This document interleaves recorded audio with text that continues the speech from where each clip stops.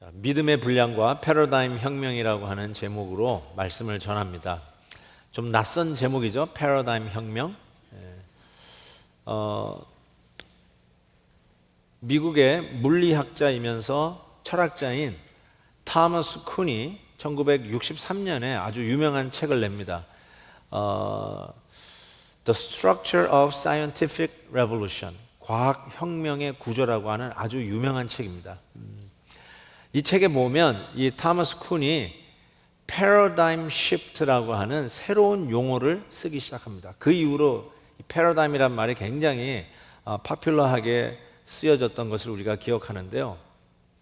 이 패러다임 시프트, 그 말은 이 기존의 전통적인 개념과 방법에서 이전에는 생각해 보지 못했던 근본적인 변화를 의미할 때 패러다임 시프트라는 단어를 씁니다.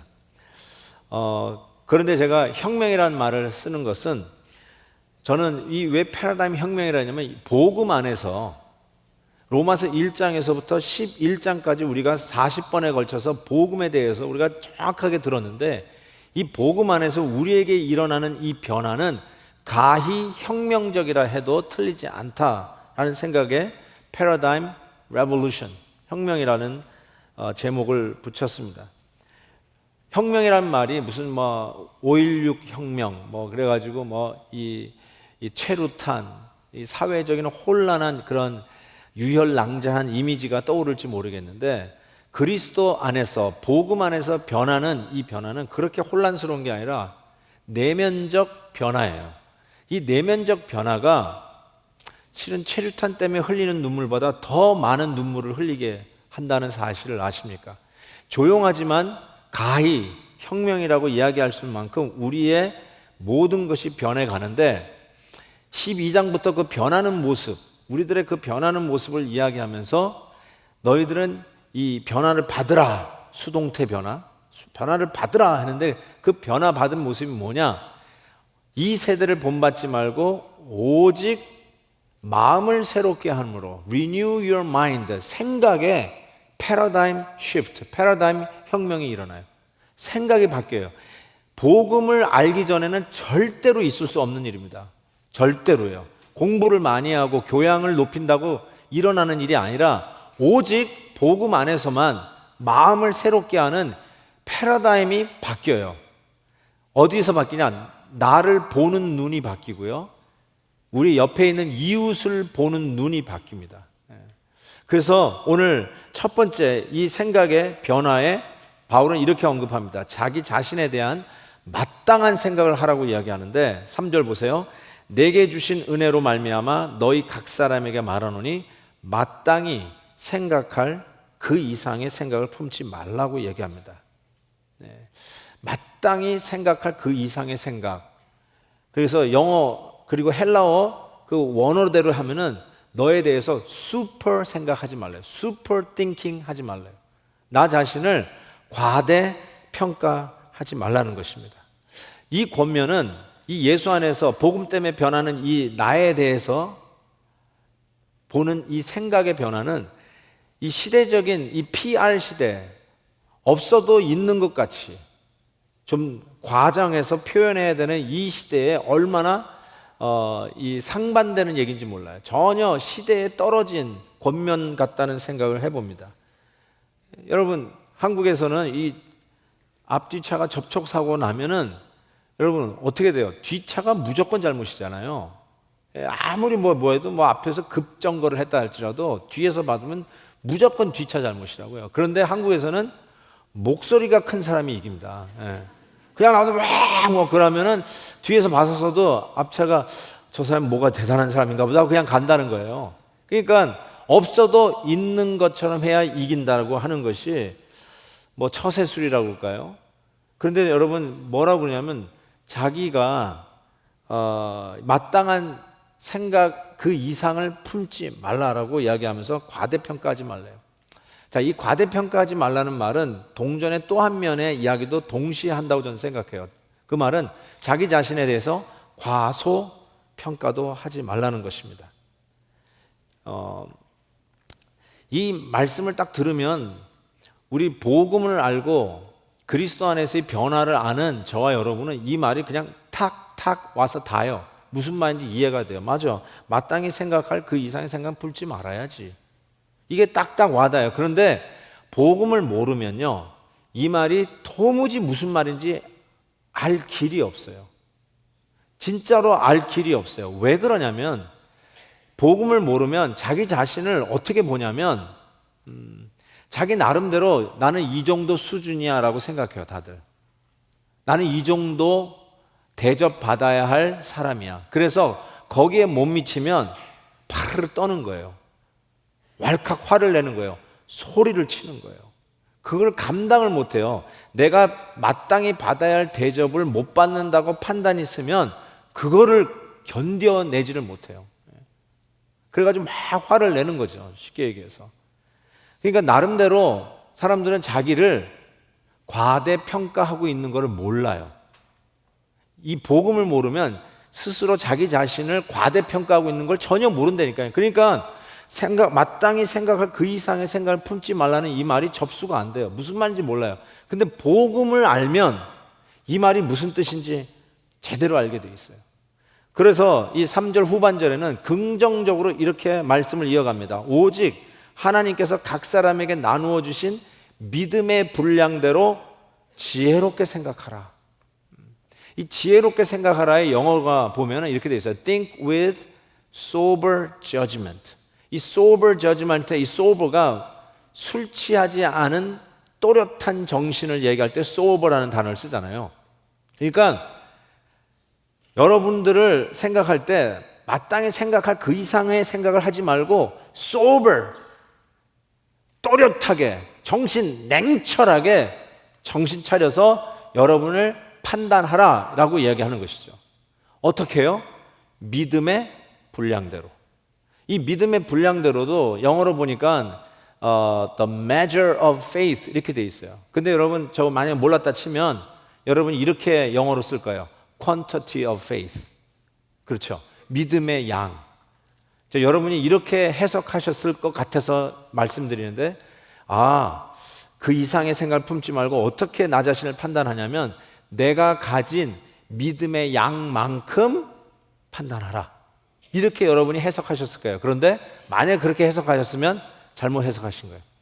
여기에서 믿음의 분량은 여러분의 믿음이 아니에요. 나는 믿음이 약해. 나는 한 10%야. 그러니까 한 10%의 그 양만큼 그냥 판단해라. 그 정도. 네 수준으로 판단해라. 이렇게 생각하는 거고, 뭐 어떤 분은 믿음이 좋아. 한 80%, 90%의 믿음으로 판단하라. 이렇게 생각하는데 그게 아니에요. 저기서의 믿음은 여러분이 주관적으로 가지고 있는 양을 이야기하는 게 아니라 로마서 1장에서 11장까지 계속해서 여러분이 들었던 그리스도의 믿음을 얘기하는 거예요.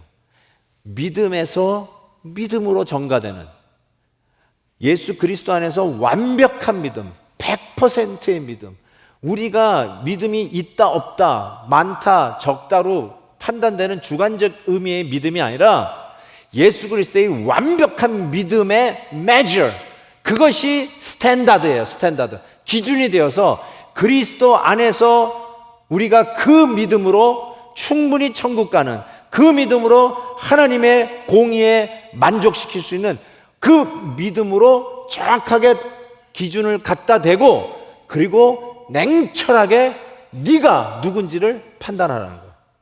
내가 누군가, 내가 가진 믿음의 양만큼 가지고 나를 판단하는 게 아니라 예수 그리스도의 믿음이라고 하는 줄자, 그 measure, stick를 가지고 딱 재보라는 거죠. 여러분, 이 부분을 팀 켈러 목사님이 그의 로마서 그 강의에서 이렇게 이야기합니다.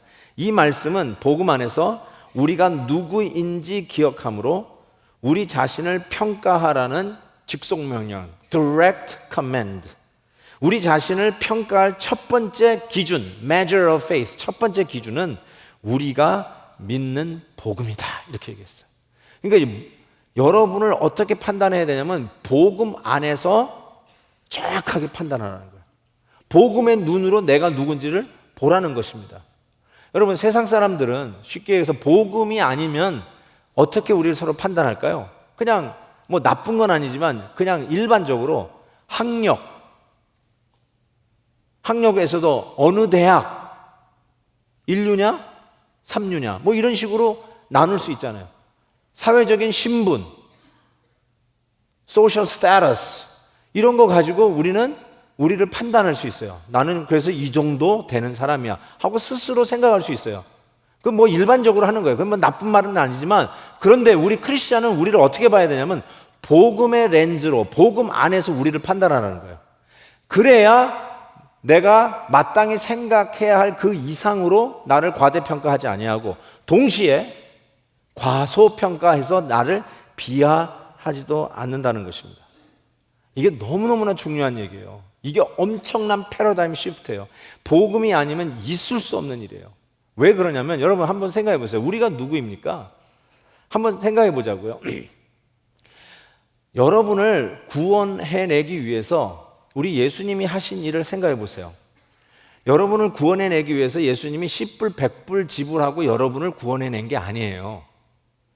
여러분을 구원해내기 위해서 예수님이 그냥 곤장 한 대 아니면 감옥에 한 일주일 갇히고 나와서 드디어 우리를 구원해낸 게 아니에요. 저와 여러분을 구원해내기 위해서 우리 주님이 하신 일은 십자가의 가장 극악한 형인 십자가의 형에서 물과 피를 쏟으시고 가장 극악하게, 가장 잔인하게 죽임을 당하신 후에, 당신의 생명을 내놓으신 후에야 우리를 구원해내셨다는 사실이에요. 그게 뭘 가르치냐면 우리가 그 정도의 죄인이라는 거예요. 그 정도로 악한 죄인이라는 거예요. 그게 복음의 눈으로 정확하게 우리를 보라는 거예요. 그 정도의 죄인이라는 거예요. 그래서 이게 우리를 열등감 갖고 저기다 처박으려고 하는 말이 아니라는 것을 우리가 금방 알아요. 복음을 아는 분은 알아요. 이게 어떤 유익이 있냐면요, 지나가는 사람이 여러분에게 야, 이 사기꾼아 그랬어요. 그 말 듣고 좋아할 사람은 아무도 없어요. 그런데 기분은 나쁘지만 그런 말을 들었을 때 어떻게 팍 떨궈가지고 그냥 저놈이 하고 막 그냥 총 들고 칼 들고 쫓아가지 아니하고 어떻게 여유 있게 넘길 수 있느냐. 여러분, 몇 번을 거짓말해야 사기꾼이 됩니까? 한 번만 거짓말해도 사기꾼 돼요. 그렇죠? 근데 여러분 몇 번 거짓말 하셨습니까? 지금까지 사시면서 몇 번 거짓말 하셨어요? 수백 번, 수천 번 하셨죠? 왜 안 한 것처럼 이렇게 시침이 떼십니까?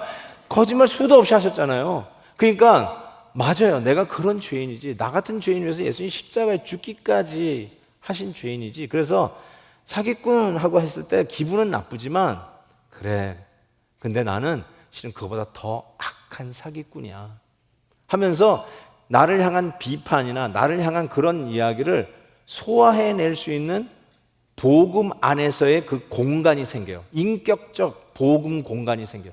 받아내는 거예요, 그거를. 근데 이 복음이 없으면 비판을 받을 때 견뎌내지를 못해요. 복음 안에서 그거를 인격적으로 소화해낼 수 있는 공간이 생긴다니까요.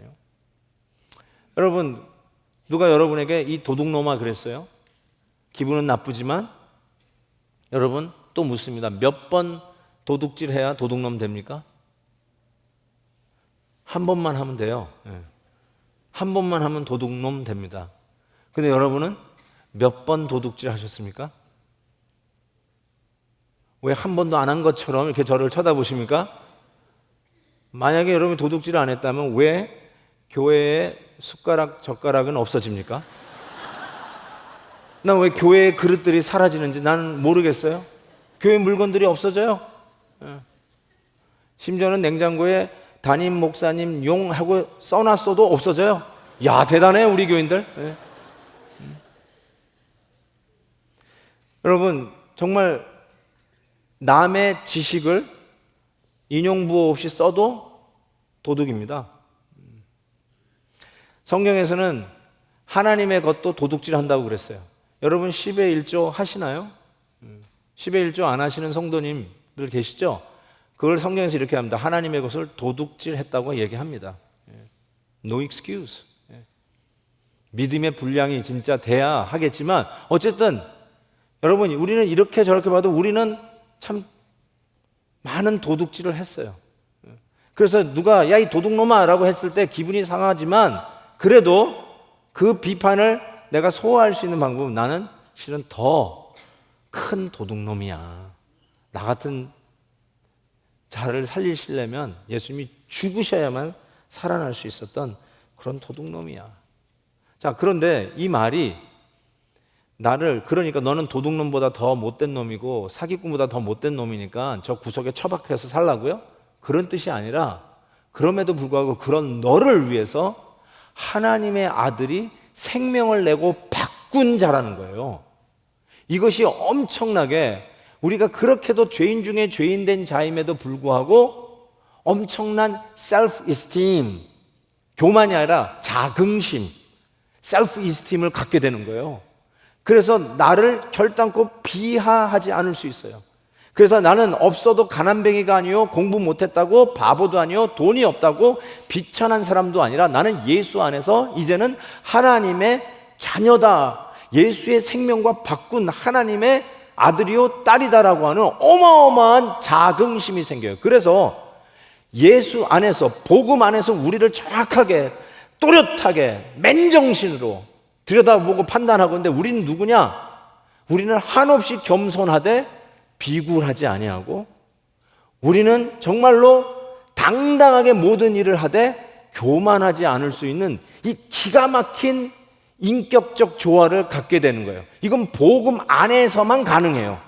복음을 이해하고 로마서 1장에서부터 11장의 이 복음의 능력을 아는 사람만이 정말로 아무리 잘하고 아무리 탁월해도 겸손하고 당당하게 일해도 겸손하고 그럼에도 또 겸손하면서도 대단한 사람인 것 같은데도 겸손하면서도 결단코 비굴하지 아니하는 이 기가 막힌 인격적 조화, 이거는 복음 안에서만 가능한 거예요.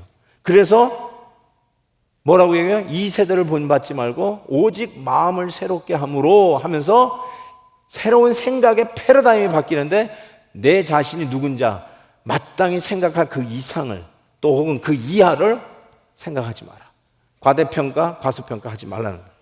두 번째, 어떤 패러다임의 혁명이 오냐면 옆에서 같이 예배드리는 우리 형제 자매들을 보는 눈이 바뀌어요. 성도들을 정확하게 보게 돼요. 어떻게 이야기하냐면 4절 5절을 보십시다. 우리가 한 몸에 많은 지체를 가졌으나 모든 지체가 같은 기능을 가진 것이 아니니 이와 같이 우리 많은 사람이 그리스도 안에서 한 몸이 되어 서로 지체가 되었느니라. 자, 여러분 보세요. 복음은 the greatest equalizer. 복음 앞에서는 모든 자가 평등해요. 남자, 여자, 어른, 아이, 심지어는 노예 제도가 있었을 때도 노예나 자유인이나 다 평등하다고 그랬어요. 그런데 이 말이 모든 사람이 똑같이 다 유니폼을 입은 것처럼 똑같다는 뜻이 아니라 옆에 있는 성도들이 다르다는 거예요. 다르다. 지체예요. 그게 다르다는 걸 이렇게 해서 한 몸을 이루는 지체다. 이걸 이렇게 표현할 수 있어요. 우리는 서로 다르지만 뿌리가 같다. 뿌리가 같아. 예수님이 이런 말씀하셨어요. 요한복음 15장에 나는 포도나무요 너희는 가지다 그랬어요. 그러니까 우리는 다 가지예요. 나는 한 브랜치예요. 그런데 뿌리가 같아요. 예수 그리스도의 뿌리가 같아요. 한 뿌리에서 나온 브랜치라는 것을 얘기해요. 그래서 우리가 서로 다르지만 우리는 한 몸을 이루는 지체다. 이렇게 얘기하고 있어요. 여러 몸이 아니라 딱 한 몸을 이루는 지체다. 제가 이번에 가장 좀 길게 나갔다 왔던 것 같아요. 그렇죠? 우리 교회에 온 이후로 가장 오랫동안 나갔다 온 것 같은데 그 기간에 어떻게 공교롭게도 저희 그 가까운 친척이 심장마비로 소천하셨어요. 그런데 그 빈소가 그 분당 서울대 병원에 차려지면서 저는 처음으로 한국 장례 기독교 문화, 뭐 기독교라고 장례 문화를 보게 됐어요. 뭐 옛날에 어렸을 때 할머니가 저희 집에서 돌아가신 적은 있어요. 그랬는데 뭐 집에서 다 염하고 집에 성도들이 와서 이렇게 예배드리고 이런 기억만 있는데 이렇게 병원에 빈소가 차려져 있어요. 우리는 다 교회에서 이렇게 하고 또 이렇게 장례 퓨너럴 홈에서 하고 이렇게 하는데 이게 예배를 드리지 못하고, 거기 여러분 아시잖아요. 빈소 가시면 한 20, 30명 둘러앉으면 꽉 차는 그런 분위기였어요. 그런데 그 장례식이 생기니까 이제 어른들은 가끔 가면서 인사를 드렸는데, 제 또래, 제 학년의 그 사촌들은 거의 못 보거든요. 뭐 이민 온 지 꽤 오래됐으니까 뭐 사촌들은 그냥 들어요. 아, 결혼했대더라. 아, 결혼했나 보다. 애 낳았대더라. 아, 애 낳았나 보다. 뭐 이런 정도 얘기를 듣고 있는데, 요번에 그런 장례가 생기니까 이 사촌들이 다 오게 된 거예요. 사촌들을 진짜 30여 년 만에 처음으로 만나는 거예요. 우리 아내도 결혼한 후 처음으로 만나는 사촌들을 보게 된 것이죠. 그런 걸 생각해 보면 밖에서 만났으면 남이에요. 뭐 인사하고 알아볼 수도 없어요. 그런데 막 소개하는데, 제가 그 학렬에서는 제가 제일 큰 형이에요. 그러니까 다 형 왔어, 오빠 왔어, 뭐 이러는 거예요. 그러니까 밖에서 남남 같은데 갑자기 청년 처음 본 사람이 뭐 형, 오빠 막 이러니까 약간 이상하더라고. 그러면서 막 인사하고 그러는데 갑자기 속에서 이런 소리가 나와요. 막 피가 이렇게 끓으면서 우리가 남이가, 이런 소리가 막 들려요. 이 기분을 아시는지 몰라요. 남 같은데 내 사촌이라고 그러면서 막 소개하고, 또 자기 애 낳았다고 그러면서 막 그 조카들 막 인사시켜 주는데, 우리가 남이가, 이런 이 피가 쫙쫙 붙는 것 같은 느낌을 가져요. 근데 이게 정확하게 교회가 그런 거예요. 옆에 있는 성도 처음 봤어요. 그래서 이 얼바인에서 접촉사고 나가지고 신나게 싸우는데, 알고 봤더니 다 베들교회 성도들끼리 싸우는 거예요. 그런 경우가 얼마나 많이 있어요. 그런데 남남이지만 알고 보니까 한 뿌리, 한 피 받아 한 몸 이룬 형제요, 친구들이요. 진짜 한 피 받은 한 몸 이룬 지체라는 것을 가르쳐줘요. 이게 굉장히 중요한 거예요. 그래서 옆에 있는 사람이 여러분이 모른다 할지라도 이 지체가 누구냐? 한 피 받아 한 몸을 이루는 지체다.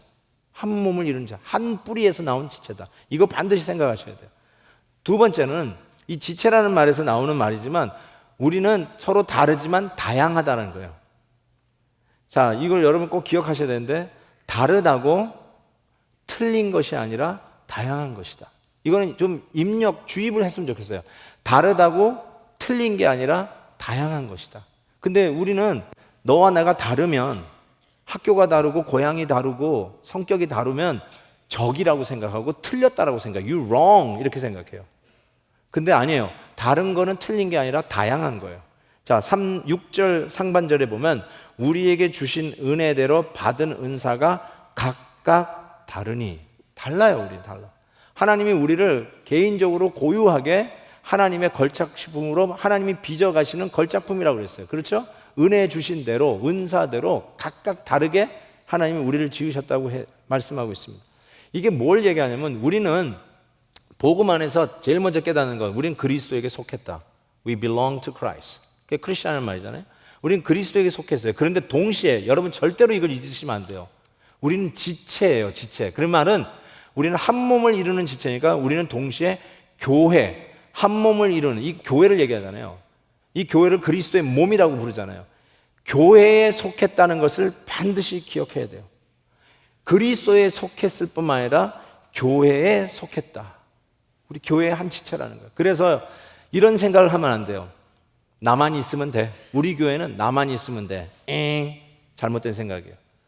반대로, 아유, 나는 뭐 우리 목사님은 내 이름도 모를 거고, 나는 뭐 그냥 살짝 예배만 드리고 살짝 가고, 심지어는 난 등록도 안 하고 지금 1년째 다니고 있는데 뭐 내가 뭐 대단할까? 우리 교회는 난 필요 없을 거야? 라고 과소평가하는 것, 그것도 잘못된 생각이에요. 왜냐하면 우리가 지체에 속해서 뭘 이룬다고요? 한 몸을 이룬다는 거예요. 여러분, 얼굴만이 우리 몸이 아니고, 그렇죠? 이렇게 손만이 우리의 몸이 아니라 신발 속에 감춰져 있는 발가락도 우리 몸이에요. 근데 난 신발 속에 가려져 있으니까 나는 별 볼 일 없고 내가 뭘 대단한 일을 할까 할지 모르지만, 여러분, 발톱 하나 염증 나면 걷는 그 균형이 깨져요. 걷는 게 힘들어져요. 그러니까 여러분은 별 볼 일 없다고 생각하지 못하지만, 그 별 볼 일 없다고 하는 그 지체가 진짜로 별 볼 일 없으면 온 몸이 병을 앓게 돼요. 온 몸이 힘들어지는 거예요.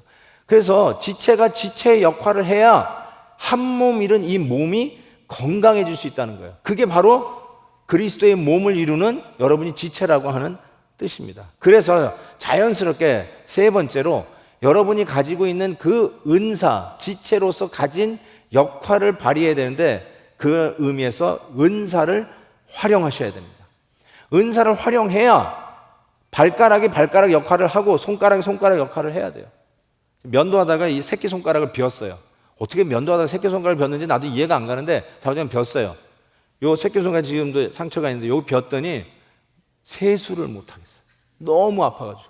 요 새끼손가락이 비었는데 이게 안 돼. 이거 막 이렇게 비워, 이거 꺾고 이거 하려니까 안 돼. 예? 그러니까 생각해 보세요. 새끼손가락 이게 뭐 대단할까 싶은데 대단하더라고요. 세수가 안 돼. 예? 자, 그런 의미에서 여러분이 은사를 반드시 몸의 건강, 교회의 건강을 위해서 활용을 하셔야 되는데 몇 가지만 지적할게요. 6절, 8절에 보면 그 은혜대로 받은 은사가 각각 다르니 혹 예언이면 믿음의 분수대로, 섬기는 일이면 섬기는 일로, 가르치는 자는 가르치는 일로, 위로하는 자는 위로하는 일로, 구제하는 자는 성실함으로, 다스리는 자는 부지런함으로, 긍휼한 자는 즐거움으로 하라 그랬어요. 여기 은사들이 쫙 나오는데 이게 다는 아니에요.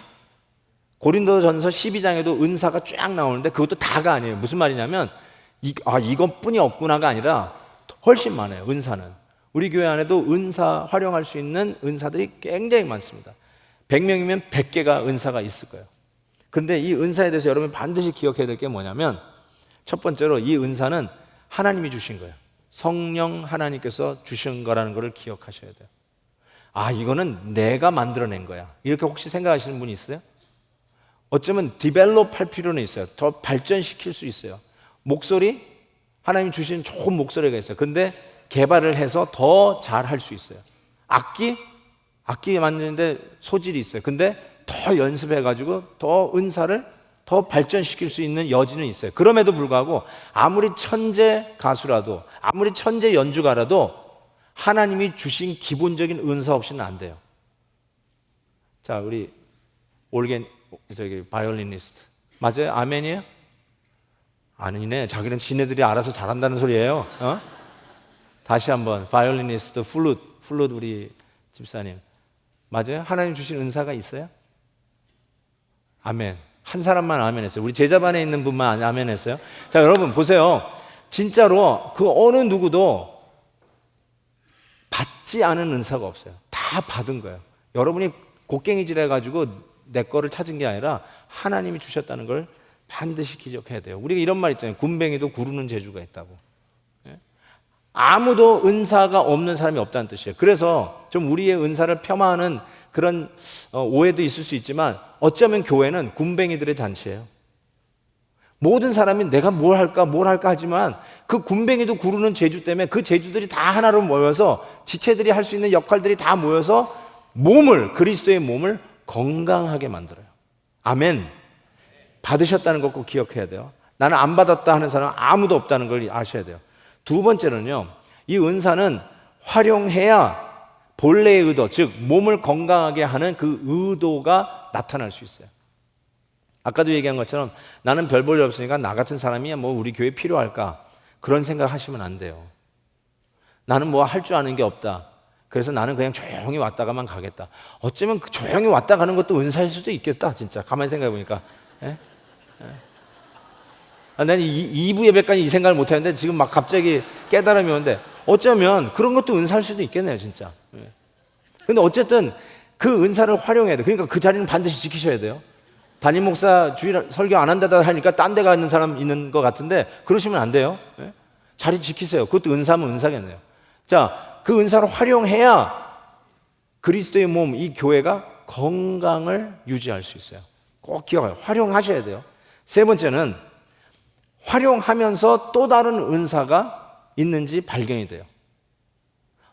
안 쓰면 내가 무슨 은사가 있는지도 몰라요.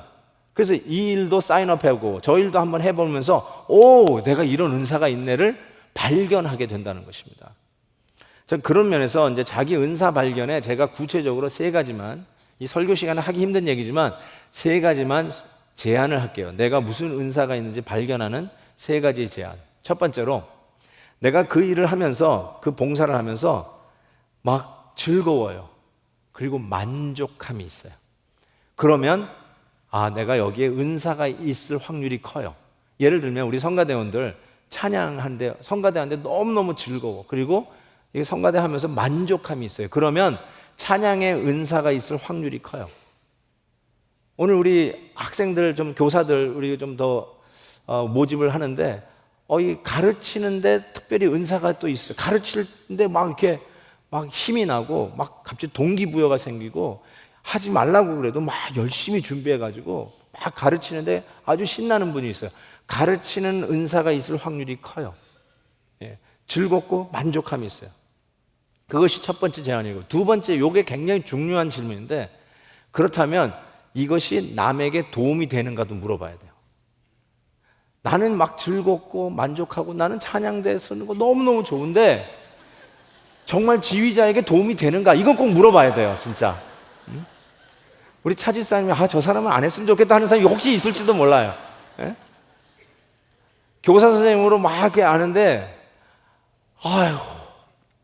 너무너무 지루하게 가르치는 거야. 그래가지고 학생들이 완전히 다 자. 예. 여러분, 정말로 가르치는 은사가 없는 분은 가르치면 안 돼요. 학생들 다 죽여요. 예. 다 죽여요. 여러분, 옛날에 초등학교, 중학교, 고등학교 다니실 때 여러분이 좋아했던 과목은 실은 은사가 있는, 가르치는 은사가 있는 선생님에 따라서 바뀌지 않았을까요? 미술을 잘 가르치면 내가 갑자기 미술에 은사가 있는 것 같아. 나는 미대 갈 거야. 음악 선생님이 좋으면 갑자기 나는 음대 갈 거야. 사회 선생님이 좋으면 갑자기 나는 사회학과를 갈까? 뭐 이런 생각을 하지 않으셨어요? 되게 은사 있는 선생님 때문에 자기의 그쪽에 관심을 갖게 돼요. 정말 가르치는 은사가 너무너무 중요하다는 걸 알 수가 있어요. 아멘. 그래서 그러니까 여러분이 아멘 안 하니까 이렇게 재채기라도 나오는 거예요. 예. 그 다음에 세 번째는요, 이 세 번째가 중요한데요, 어떤 문제를 가장 먼저 내가 알아차리는지를 보면 알 수 있어요. 어떤 문제의식을 내가 남들보다 더 예민하게 갖고 있는지, 그래서 어떤 문제에 내가 부담을 갖고 있는지를 알면 대부분 거기에 은사가 있어요. 저는요, 제가 아는데 저는 어떤 은사가 있냐면 질서에 민감한 은사가 있어요. 질서. 그래서 성도님 집에 신방을 하면 집 안에 청결이 딱 들어와요. 벌써 이 집은 참 잘 정리됐구나, 아니면 약간 좀 지금 1분 전에 치운 거다, 이게 딱 눈에 들어와요. 진짜요. 저는 그거 알아요. 그리고 예배 드리는데 이 액자가 좀 삐뚤어 걸려져 있으면 다 들어와요. 다 들어와. 그래서 옛날에 그걸 내 성격에 못 견딜 때는 가서 다 고쳐놔요. 고쳐놓고 찬송가 하면서 이제 예배를 드려요. 그렇게 얘기했어요. 요즘은 그 정도 가지고 이제 봐도 안 받아요. 그냥 넘어가요. 이근호인데 이근호 한다고 모르는 게 아니라 다 알아요. 다 알아요. 그러니까 어떤 분은 그래요. 교회 와서 왜 교회가 이렇게 지저분하지? 그래요. 근데 어떤 분은 전혀 지저분한 걸 못 느껴요. 그러면 지저분하고 예민하게 느낀 사람은 그분은 청소에 은사가 있을 확률이 커요. 그래서 그분들이 느낀 사람들이 그거 치우면 되는 거예요. 무슨 말인지 아세요? 지적질하는 건 은사가 아니에요. 예? 지적질하는 건 은사가 아니에요. 여긴 뭐 왜 이렇게 더러워? 그거 얘기하는 건 은사가 아니에요. 들어온 걸 느끼고 치우는 거. 여기 휴지 떨어진 거, 누구는 휴지 떨어진지 모르고 그냥 갔는데 휴지 떨어진 게 눈에 보여서 집어가지고 쓰레기통에 넣는 거, 그 은사예요. 그래서 우리는 이렇게 사역을 할 때, 우리 실행위원회에서 이렇게 사역을 의논하면서 어떤 일을 할까 할 때 문제의식을 이야기하는 분들 있잖아요. 우리 교회 이런 것을 했으면 좋겠습니다. 이런 게 부족합니다. 그러면 원칙이 있어요. 말한 사람이 하게 돼 있어요. 왠지 아세요? 다른 사람 문제의식을 못 느끼는데 본인이 느낀다면 그게 은사예요. 어떤 이야기를 들 때 특별히 부담을 가져요. 오늘 비전 케어도 이렇게 디스플레이를 하고 있는데 그 어린아이들 보니까 막 이렇게 부담이 돼. 거룩한 부담이 돼. 그래서 도와줘야 할 것 같아. 틀림없이 은사가 있어요. 선교지 얘기를 해요. 단기 선교 모집하는 걸 이렇게 보면 내가 꼭 뛰어가야 될 것 같은 특별한 마음이 생겨요. 거룩한 부담이 생겨요. 이 난민들 이야기 들으면 가야 될 것 같아요. 이 고아들 보면 마음이 막 움직여요. 국률한 마음. 틀림없어요. 국률의 은사가 있어요. 돌보는 은사가 있어요. 선교에 특별한 은사가 있을 거예요. 이 은사 때문에, 이 특별한 거룩한 부담 때문에 우리나라에 선교사로 온 분이 있어요. 제가 여러분에게 한 몇 주 전에 이 부산 국제시장에서 영상으로 인사를 찍어서 보낸 적이 있었던 거 기억하시죠? 부산에서 포럼이 있었는데 목사님들 한 4, 50명이 모였어요. 근데 거기에서 이제 그 영화 하나를 보여줬는데 서서평 선교사님의 영화예요. 지금 이것이 한국에서는 일반 극장에서 상영을 하고 있습니다. 이 미주에도 곧 들어온다고 합니다. 만약에 되면 같이 가서 보시도록 좀 권면해 드리고 싶어요. 저 서서평 선교사님, 엘리자베스 셰핑이라고 하는 이 선교사님은 독일 출신인데 1살 때 엄마에게 버림을 받습니다. 그리고 이제 미국에 와서 할머니 손에 크게 되는데 간호사로서 32살 때 한국에 옵니다. 싱글로, 독신으로. 그리고 독신으로 결국은 죽는데 이 서서평 선교사가 그 본인이 엄마한테 버림받은 것이 상처잖아요. 아픔이잖아요. 근데 그거를 은사로 승화해요. 그래서 고아들을 보면 막 도와주고 싶고 뛰어가고 싶어요. 그래서 당시 일제시대 때 그 누구도 돌보지 못할 그런 척박한 땅에 우리 한국 땅의 고아들을 보면서 마음이 움직여서 온 거예요. 처녀 몸으로. 간호사가 온 거예요. 그래서 와서 그 광주에 있는 제중원을 중심으로 해서 그 가난한 고아들과 병자들을 돌보고 제주도하고 왔다 갔다 하면서 그 돌보는데 특별히 나병 환자들을 돌보기 시작해요. 그러면서 처녀지만 애가 14이에요. 다 입양했어요. 그 중에 나병 환자 아들도 입양을 했어요. 그러면서 소위 조선의 어머니라고 하는 별명을 얻게 되죠. 1933년에는 이런 일이 있었어요. 이 나병 환자들을 돌보지 않는, 그래서 나병 환자가 번지지 않게 하는 것이 기껏한 게 거세였어요.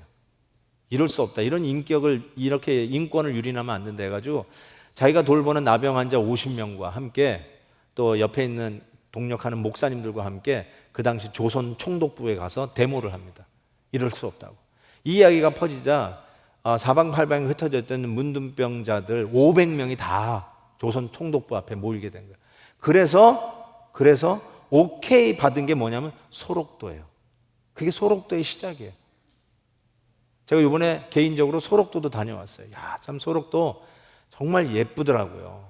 아주 잘 가꿔졌어요. 근데 그 안에 아픔이 있죠. 54세에 이 서서핑 선교사가 한국 땅에 묻힙니다. 젊은 나이죠. 그런데 그 사인이 뭐냐면 자기의 끼니도 이 가난한 자에게 다 나눠줘요. 그래서 사인이 뭐냐면 영양실조예요. 그리고 과로로 죽습니다. 그래서 이 광주에서 최초로 광주 시민 사회장으로 장례를 치르는데 광주 시민들 그리고 그 수백 명의 나병 환자들이 다 나와가지고 어떻게 고구를 하기 시작했냐면 어머니 하면서 이 푸른 눈에 독신 선교사에게 어머니 하면서 울었어요. 오늘 어머니 날이에요. 우리가 엄마라는 말, 어머니라는 말만 들어도 뭉클한 그 어머니의 사랑, 진자리 마른 자리 가리지 아니하고 우리를 돌봐주셨던 그 사랑 때문에 우리는 이 어머니 날을 기억하는데 한 번도 자기가 배 아파서 낳은 아이가 없는 이 서서평 선교사, 그가 죽었을 때 강주에 있는 모든 시민이, 나병 환자들이 어머니 하면서 울었어요. 이분의 그 영화의 마지막이 그의 좌우명과 같은 모토로 딱 끝납니다. 이렇게 써 있어요. 영어로 Not success, but service. 성공이 아니라 섬김이다. 성공이 아니라 섬김이다. 사랑하는 성도 여러분, 은사가 여러분은 변명할 수 없이 다 갖고 계세요. 왜냐하면 여러분은 한 몸을 이루는 지체이기 때문에 그래요. 아무리 신발 속에 가려져 있다 하더라도 몸의 건강을 위해서는 아주 결정적인 역할을 할 수밖에 없는, 그 역할을 하지 않으면 뒤뚱거릴 수밖에 없는 아주 중요한 역할을 여러분은 하셔야 되도록 태스크, 그 은사 활용에 의무가 있어요. 그래야 몸이 건강해요. 그리스도의 몸, 이 몸을 건강하게 유지하는 방법은 각 지체들 서로 다르지만 틀린 게 아니라 다양한, 이 다양한 여러분들이 자기 받은 은사대로 역할을 감당할 때 이 교회가 이 마지막 때에 더 건강하게 하나님의 공동체로 써서 하나님이 기뻐하시고 원하시는 일들을 능동적으로 그리고 역동적으로 감당할 수 있는 교회가 될 줄 믿습니다. 여러분 기억하세요. 내가 무슨 은사가 있는지. 오늘 쉐어링을 하시고 여러분 셀몸에 쉐어링하면서 서로 좀 은사를 좀 레커그나이즈 해주시고 격려해 주세요. 그리하여 교회가 건강히 설 수 있도록 협력할 수 있기를 바랍니다. 우리 3절 가사 하나만 부르면서 기도의 제목을 삼으면 좋겠는데요. 우리가 부르고 싶은 찬송, 사랑하는 주님 예수, 같은 주로 섬기나니 한 피바다 한 몸 이룬 형제요 친구들이요. 이 찬송 3절 부르면서 다시 한번 하나님, 내가 이 교회의 한 지체인 것을 감사합니다. 그러면서 이 은사 활용하겠습니다라고 하는 결단의 기도가 있기를 바랍니다.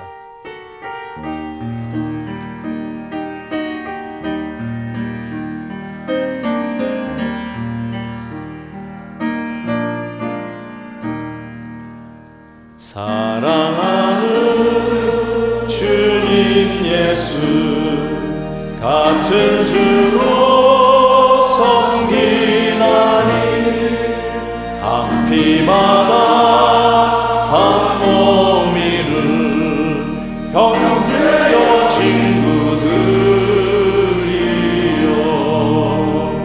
한 몸같이 친밀하고 마음조차 하나 되어 우리 주님 크신 뜻을 지성으로 준행하세. 고개 숙여 기도합니다. 잠시 기도의 시간 드릴게요. 결단하십시다.